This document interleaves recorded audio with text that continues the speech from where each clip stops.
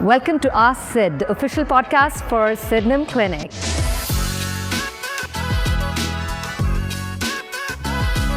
Today I come to you from our flagship location here in Beverly Hills. I am so thrilled to bring different guests onto the podcast so that we can talk more about our 7 pillars of health, and we can go deeper into your genomics, your gut health, your hormones, your sleep, your nutrition, psychology and physiology. So let's bring it on.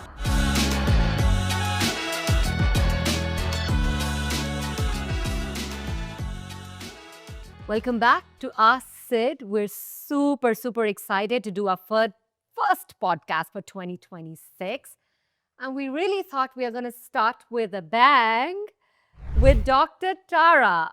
Now, a lot of you may know her from TikTok. I know she has 2 million followers, so 2 million of you know who she is.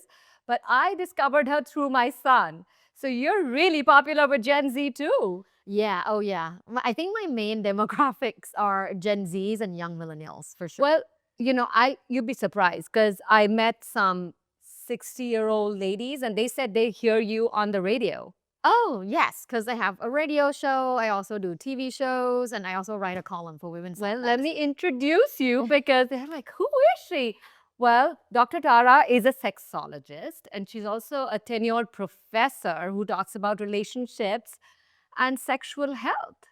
And where else other than Sydenham would we have this conversation? Because sexuality and sexual wellness is seriously the secret biomarker to longevity. The happier you are in bed, the longer you're probably going to live. For sure. I mean, there's so much research out there. It's not that it's my personal propaganda. There's a lot of scientific research that shows that sexual wellness is correlated with all kinds of health markers. So like physical health, psychological health, emotional health. So people should not ignore their sexual wellness. It's pretty much one of the core wellnesses that people should take care of. You know, you're so right. But when we're talking like this, it's easy for us to talk about sexual wellness. But these conversations don't happen on dinner tables. They happen sometimes in your bedrooms. They don't even come to your doctor's office. At Sydenham, you know, our doctors have a very intimate relationship because we are your family office for health, right? Like we discuss your overall optimization of health from all aspects, and relationships are a big pillar because psychology is one of our 7 pillars. But, you know, we're really wanting to move the needle and remove the shame around it. There is so much guilt and shame. Why do you think that is? And what have you learned in your research? And what do you have to say about all that shame that comes with sexual health, actually? We're calling it health in the same sentence. Yeah, I mean, based on my research, you know, there are many different factors contributing to human sexual shame in the modern world. One of the main factors is actually culture and religion, because for the last few hundred years, purity culture and that narrative has been one of the strongest narratives in the Western world, but also in the Eastern world. There's a lot of organized religion messages that are telling people that sexuality is something to be afraid of. There are rules, right? Implicit rules about not having sex before marriage, about how like talking about sex or engaging in sex can make you seem devalued, particularly when you're a woman.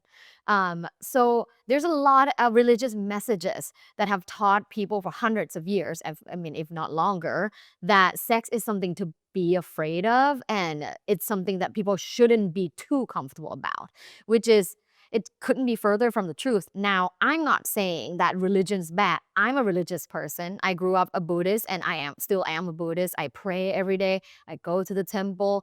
But at the same time, I acknowledge the limitations that these organized religions have. And I take the part that's loving, that's helping me become a more mindful human. But I get rid of the part where it says sex is bad, because I love sex and sex is good for you. Oh, I love it. You know, it's interesting that you bring up culture and religion because, as you can see, I'm from India. Yeah, I'm from India. Would you say you're a religious person?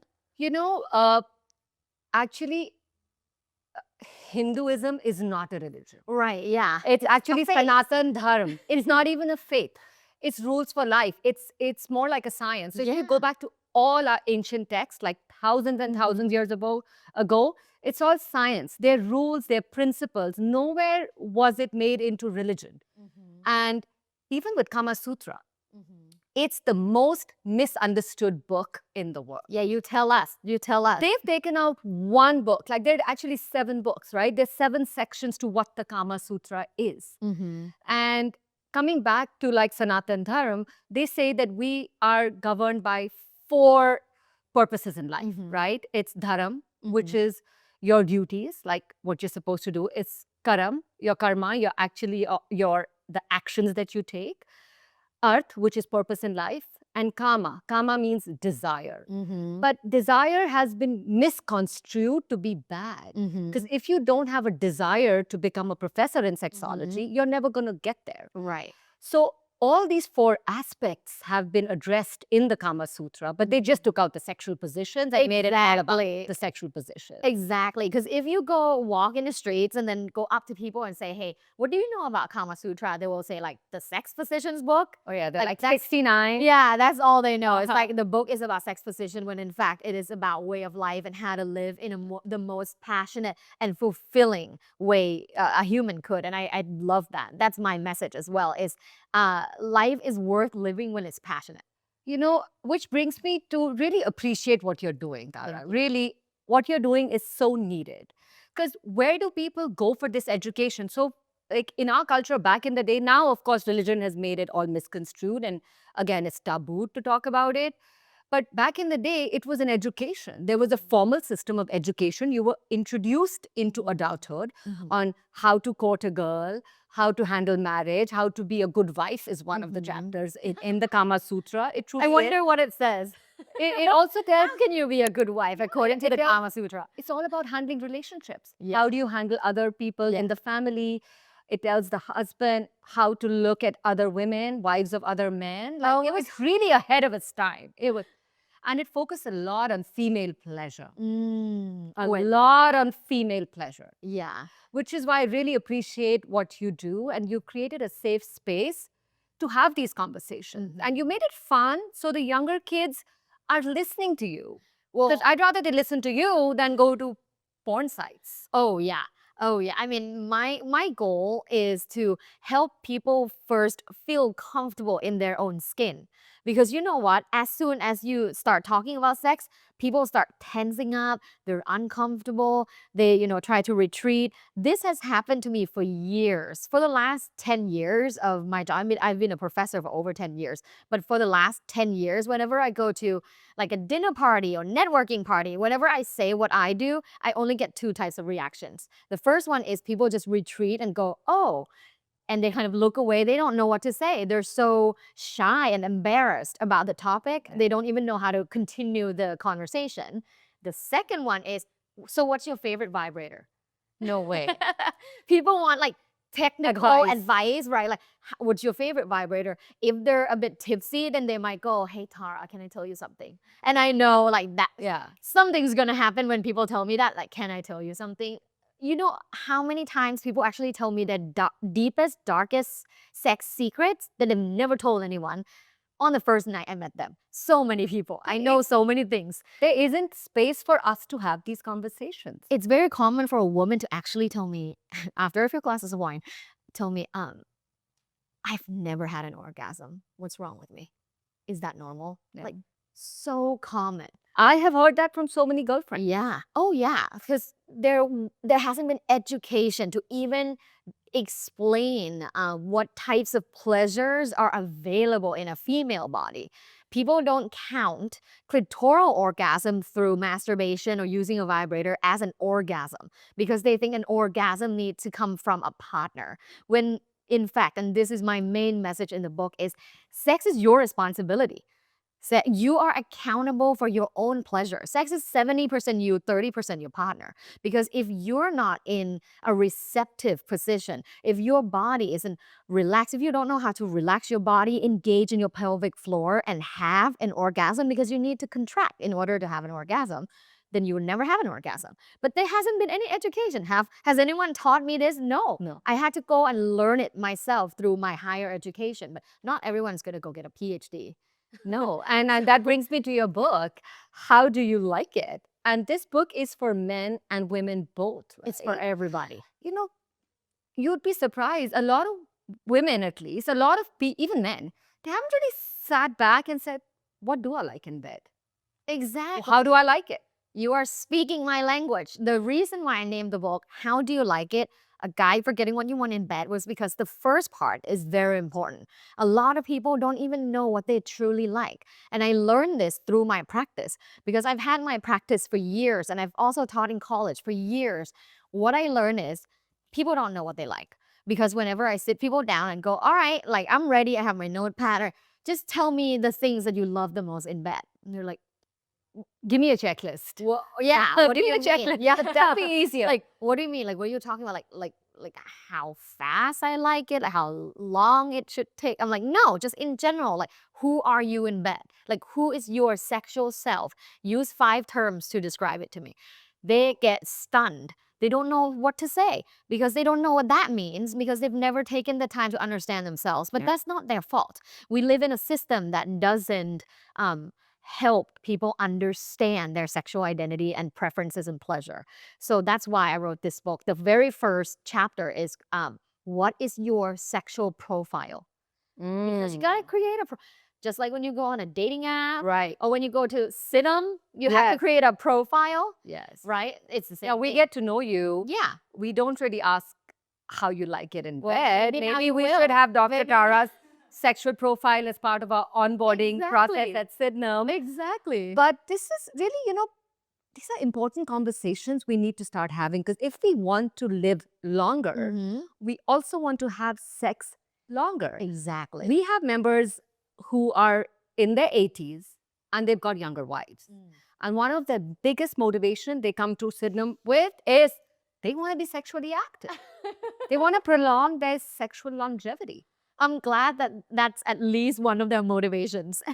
But even women, right? Oh, yeah. For women, Particularly women, because once you hit perimenopausal, it's so hard to have that desire. And when that desire dies, it affects the relationship negatively so significantly. but does it really die or can it be revived? It can be revived. 1000%. It's just, So it's just are you putting in the effort? And I think it's very important to now bring in the conversation about intimacy and sex. You can't take them out. Like it's like saying sex is only all about the dopamine, but no, it's about the oxytocin as well. You can't detach the two. You need both. You feel valued, you feel loved. I mean, from where I come, sex is sacred. Sensuality is beautiful. You're leaning into your divine feminine. I mean, we are from the land of tantra, and even tantra is so misconstrued. It is so misconstrued, especially in the West, because when you say tantra in the West, people think of Sting having sex for 7 hours.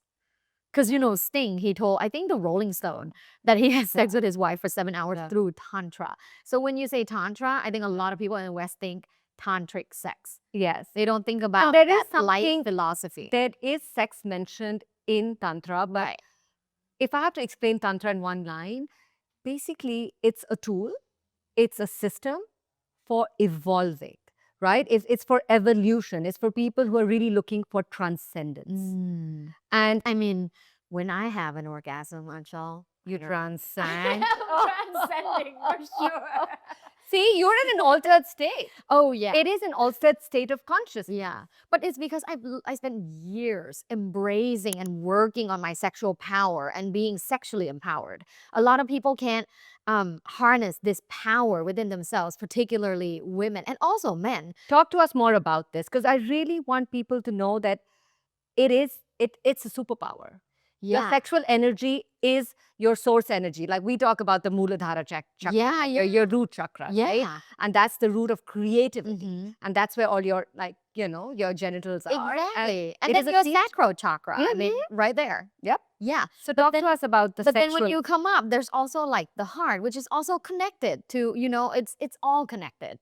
And, when people say, sexual power, like that sounds so woo-woo. I often talk about the term like sexual empowerment and sexual self-esteem, because there's a lot of social scientific research that shows that sexual self-esteem is one of the strongest predictors of long-term sexual satisfaction. So if we're talking about longevity, right? If we're talking about living longer, do you want to live longer and also be sexually satisfied? Or do you want to live longer and have a mediocre sex life?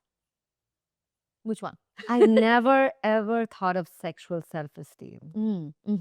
Because you have your general self-esteem, right? Mhm. How you feel about yourself. Do you have a positive or negative view of yourself? And that affects everything that you do, how you feel about yourself, how you talk to other people, the decisions that you make in life. It affects your behaviors and attitudes, everything. Your self-esteem is everything, is the anchor of who you are.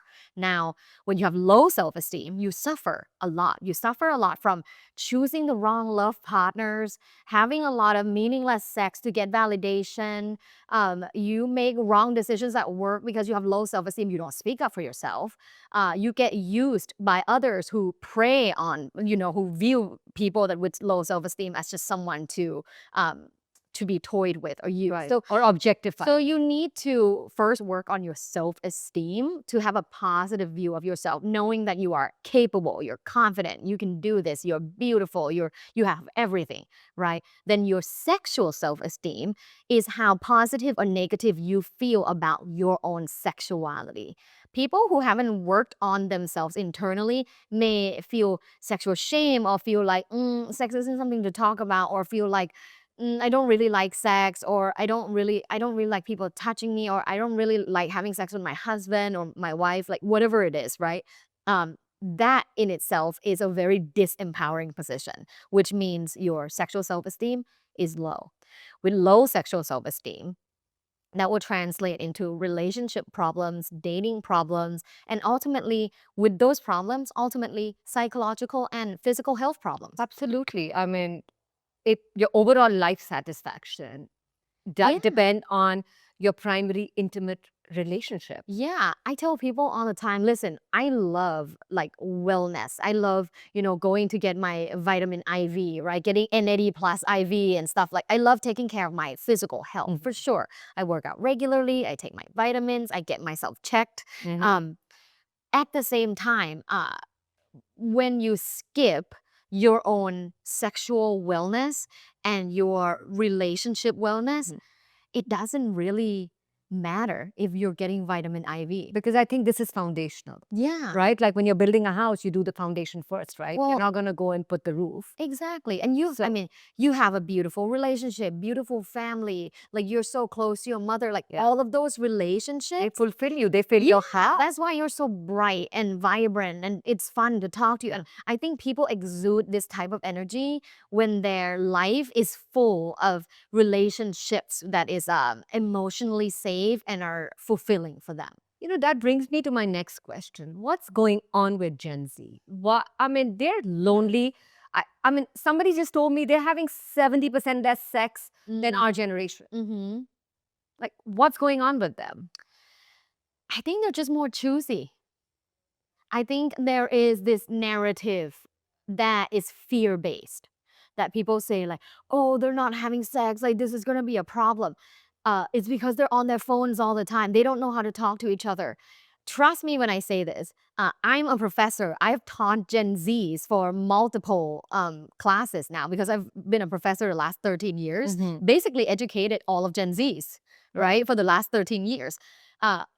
They're fine. The Gen Zs are fine. There are, of course, students that are not like the brightest or the best in class, but that's like every generation. There's always A student, B student, C student, D student. There are people that are doing really well. Gen Zs that, know how to take initiative, make money online. Like, a lot of people are doing really well. A lot of Gen Zs are doing really well. Now, are they But they're choosing rising a little bit a celibacy? lot. Yeah. Yes. Are they choosing celibacy? I think statistically you would see more Gen Z women choosing celibacy consciously. But Gen Z men, on the other hand, perhaps not choosing celibacy. consciously. You see what I'm Do saying? you think they find it So there's a hard? Do you think difference it's harder for the boys? to talk to women. Yeah.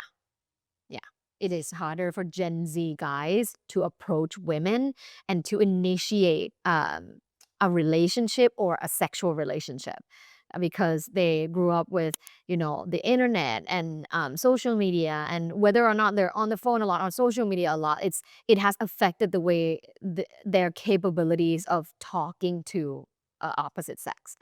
So now, with this gap, the conversation is, well, what's going to happen if Gen Z women are not having sex because they choose to not, because they're, rightfully so, like afraid of men. Yeah. Because of all the, violence they have seen and divorces from previous generations and domestic violence and, so Gen Z women are choosing to not have sex. They're choosing celibacy. And then there's a lot of involuntary celibacy in young men. It's very sad. So yeah, there is Very this discrepancy that people should actually talk about that. Like, what does that mean? You think ChatGPT is changing this a little bit? Because I see a lot of people are now having intimate conversations with ChatGPT. Well, I have a couple of students that use ChatGPT as their therapist. Isn't that crazy? Yeah. Because I don't know if the quality of friendships have changed or the relationships have changed post this whole internet area, but I feel sad for this generation, but you're saying they're fine. So They're fine. Like, your son's a Gen Z and he's amazing. Yes. Yeah. He doesn't represent like the entire. I know. But even then, there like are Gen Zs that are doing great. His life at 21 is so different to our life at 21. Totally. Like Yeah. completely different. Did you have a cell phone? Well, the cell phones were just coming when, they were Like just. the big one, the Nokia. When we were dating, yes. Yeah. They had just come out. With the snake game. It was like, we weren't on the phone. They were so expensive. Yeah, we were on the telephone all night talking on the landline. On the landline. Right? We would do that, but we were meeting a lot. But now they're just like liking each other's photos on Instagram. There's so many like social media cues that you need to read in order to like initiate a relationship. Really? So what are those? Things well, obviously, if they like your photos a lot, if they, DM you to respond to like your stories, there's many different cues, like leave a comment, or they started following your friend. There's just so many different cues to show intimate or relational interest, which is different from our generation. But at the same time, every generation before you talk about your generation negatively. I remember, I'm a millennial. I remember when I was younger, like the previous generation would always say like, oh, millennials are so lazy. Like millennials are the like laziest generation. But I remember thinking to myself how much I work. Like I've always been a hardworking person. Yeah. So I'm like, this is bullshit. Like, but the millennials are more aligned with their purpose. They work on what they like to work on. Like I think this is just previous generation not understanding what's going on. And I think that's why I give a lot of empathy towards Gen Z. And I think they are doing just fine, because it's just like boomers telling millennials that we're lazy. Like, we're not lazy. Yeah. We're not. We're not lazy, and we're having sex. Now, I would like to move on to our amazing rapid fire section. Ooh, let's do it. And I'm going to ask you a lot of questions. And if there's something that I missed out, please do let me know. Is there something in your book that you'd really like to share? I think, with my book, once you get the book, you'll understand that the first chapter is about understanding yourself. So there's a quiz called Dr. Tara's Sexual Profile Quiz. You take the quiz, you'll understand, like, are you kinky or traditional? Are you consistent or dynamic? Are you animalistic or gentle? Are you monogamous or flexible? So all of those things will help you understand yourself better, have your partner understand themselves better, then you can have a discussion.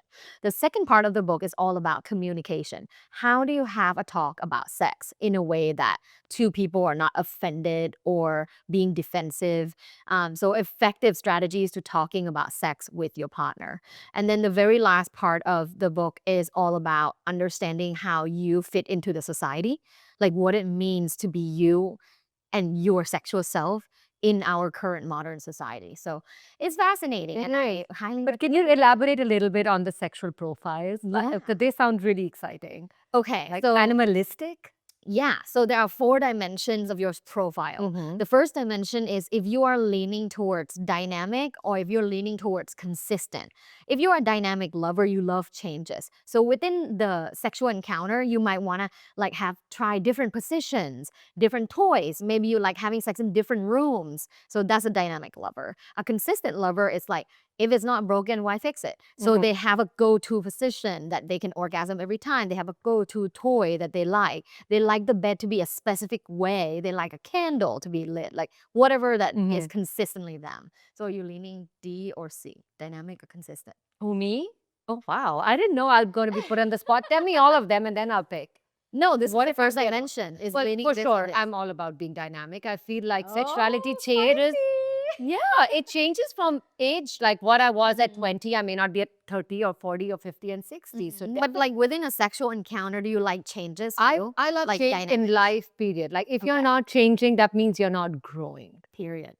So then the second dimension is whether you're towards kinky or traditional. If you're towards traditional, you like conventional sex. Maybe it's missionary, maybe it's doggy, maybe it's using a vibrator. Whatever it is, it's something that's considered more traditional. Right. Kinky, if you're leaning kinky, it means you like unconventional sexual activities that are like fetishes or kinks. Right. So those are the only 4. Yep. And then you said something about animalistic. No, there's 8. So this is the second dimension. Are you leaning Oh, kinky? so you have There's to choose. 4 Oh, dimensions. you have to choose. Yeah. And what are the other 2? So the third So it's one either is, or. You can't be in you the can be middle. in the middle. Okay. Yeah. In the third dimension is whether you're leaning monogamous or flexible. If you're leaning monogamous, sex is only enjoyable with your committed partner. If you're leaning flexible, you are open-minded to the idea of involving multiple people in your sexual encounter. And then the last one is if you're leaning gentle, which means you love like, let's get it on, make love, gentle touch, caressing, whispering kind of sex. If you're animalistic, it means you like loud sex, a lot of grabbing, scratching, grunting, screaming, whatever, hair pulling, whatever it is. So that's if you're leaning gentle or leaning animalistic. And that's the 4 different dimensions. I see. Thank you for elaborating that. Yeah. And you have a podcast, right? Yes, I have a podcast called Love Bites where people come on and talk about their sex life. Of course. If any of you want to discuss your sex life with Dr. Hara, Reach out to me. go on her podcast and she's going to help you get more satisfied. Oh, especially if you have interesting kinks and fetishes, we always want to hear and amplify. Yeah, no that. Because judgment. it's like, right? no, like never everyone's judge. life. I will be the last person in the world to judge you. I've heard a lot. I've heard a lot of people into very, very unique things. Yeah. And imagine the guilt and shame they have to live with because they have unique Exactly. preferences. And that's it. It's like, oh, I don't like chocolate ice cream. I like, I like durian. pickle flavored ice Yeah, cream. I like to put exactly. ketchup in my ice cream. Yeah. Like, It's so what? It's a bit strange, but it doesn't hurt anybody. Yeah. Yeah. Well, that's exciting. I have to go back and watch your podcast. Thank you. Okay, so I know you do a lot of fun toys and products. And tonight we have an interview like with a comedian coming up, and we're going to do some sexual fun. toys Yeah. giveaway. Sounds really exciting. I think we need to get you back and do like a whole section on like demonstrating what the different sexual toys are, how to use them. I And have like 100 vibrators. wow. Wow. My clitoris is fine, by the way. People are always like, are you okay? I'm like, I don't use them all the time. Of course not. No worries. Yeah. So you promote toys as a tool for enhancing totally. intimacy. Yeah, I think anything that helps you is great. It's kind of like taking care of your physical health. We use tools, right? Why not sexual health? So sex toys are hot, Sex toys are hot. super hot. Steaming hot. What about biohacking libido supplements? I'm into it. I'm all about things that like help you enhance yourself, including your libido. What about same vein? I don't even know what that is. I actually don't know what that is. Okay, Sarah, do you want to tell us what it is? Oh, it's maca root for increased sex drive. I mean, there's research that shows that it works. I have not personally taken it, but there's research that shows that it's effective. Okay, so what's your favorite aphrodisiac? Honestly, sexual meditation. Really? Yeah, I love sexual meditation. Okay, tell us Gets me what very is horny. sexual meditation? Sexual meditation is similar to regular meditation, but it focuses on sexual thoughts, sexual feelings in your body, and erogenous zone sensations. So when you meditate, you start rubbing your erogenous zones, And Is that what you did in London? yeah. Yeah. Okay, so tell us Yeah. more. So I would meditate, and then, I would guide people to then like massage the back of their ears, go down, massage the nipples clockwise, then count. So are you supposed to imagine your partner doing this to you, or it's you No, doing? you turning yourself on. Mm-hmm. You can turn yourself on, maybe. Okay. Yeah. We are self-reliant. Yes. Okay. Is scheduling sex hot or not? Hot. I'm all about like making sure things are on the books, because as adults, I mean, Yeah. you run an amazing, huge business. Like as adults with so many responsibilities, sex gets like Yeah. behind, like at the end of the train. Like you want it in the It's front not of a the priority. like put it on the calendar. Yeah, it's like on my Google Calendar. Wow. When's your next date? Sunday. Is that your day? So should you have like scheduled days of the week and like that's your sacrosanct time? Some people do that. I know like one of my best friends does that. Like every Sunday is their like freaky day, and it's like their they take turn initiating. That way not one person's always initiating. But some people are so busy and traveling a lot. So I just say like whatever works for you. Maybe it's putting things on a calendar and invite them, because it's kind of cute and fun. So what is the recommended frequency? People ask me that a lot, and research found that couples who have sex at least once a week tend to be the happiest couples. So that tends to be my answer, is like try for once a week. Yeah. Great. What do you feel about porn? And obviously, I don't think you think porn's hot, right? I would say, But what do you think the role of pornography is? so there's different types of porn, and particularly there's what is called ethical porn and educational porn. So that's different from mainstream porn. Mainstream porn, I don't support, because I think it changes your dopamine reward system. And you see like new actors or actress every time, new bodies every time. Oh, get excited, visually excited. Then you can't have sex with your partner. You can't get hard. You can't finish. There's a lot of problems that can come with that. However, if you use it in moderation, and if you use ethical porn, which is designed and produced ethically with actors that are paid well, with everyone's like consensual, and it focuses on pleasuring partners, not just like fetishizing the whole thing. Then I think that's beautiful. It's just like watching a sex scene in a movie, right? Like if it's a good sex scene, then it can be good. And then there's also educational porn, which is basically literally like the actor would be like, all right, so now you're gonna use these two fingers, you're gonna lube it up, and then you're gonna slowly insert, like show people how to, like, let's say, make her squirt.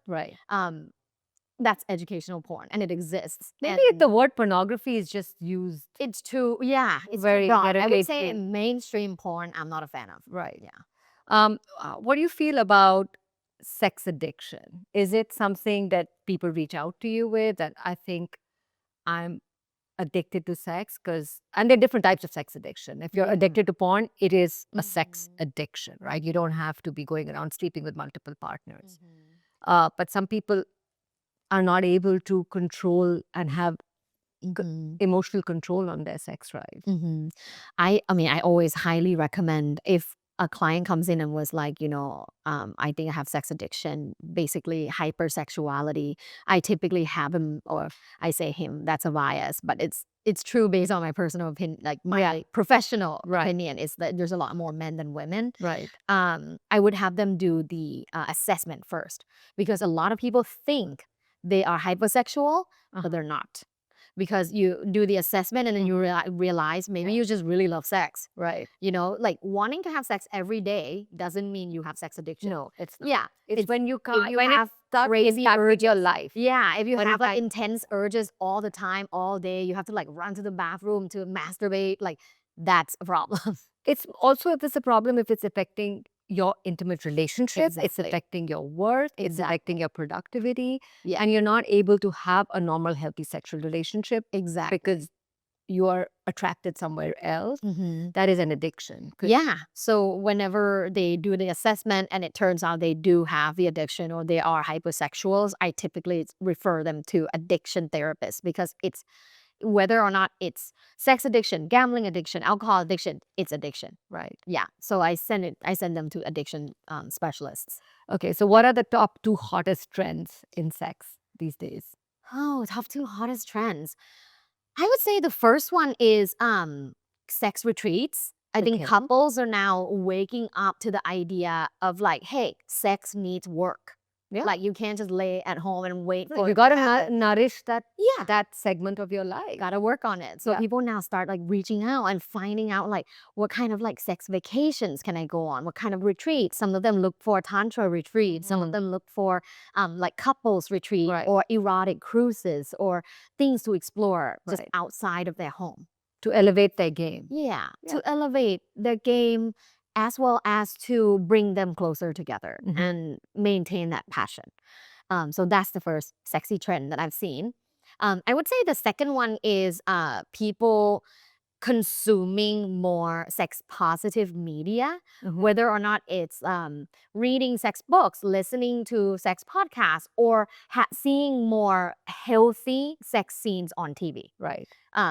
When I was young, there's a lot of unhealthy sex scenes where it's just like 2 people come in and they just start penetrating. And I'm like, that's like No. out. Yeah. You know, there's no foreplay, no like him going down on her or, Yeah. but now I think you see more conscious, healthy sexual relationships on TV, which I love. And I'm seeing a lot of that trend. And I think people are appreciating it. Yeah, that is great. I mean, at Sydenham, of course, our goal is to get your body in peak state so that you have low inflammation, your hormones are balanced, so that, we can get you to get your libido back. But I think things like this also help. Like one is, you're physiologically. Well, first you have to do that. Yeah. Oh, yeah, that's because that needs to be at a level where then you're able to go explore other things. Absolutely. Yeah. But I love it. And I love it that we're going to be doing so much more fun stuff together. And this is getting very exciting. Yeah. Thank you so much for having me. Well, thank you so much for writing your book and doing what you do. I think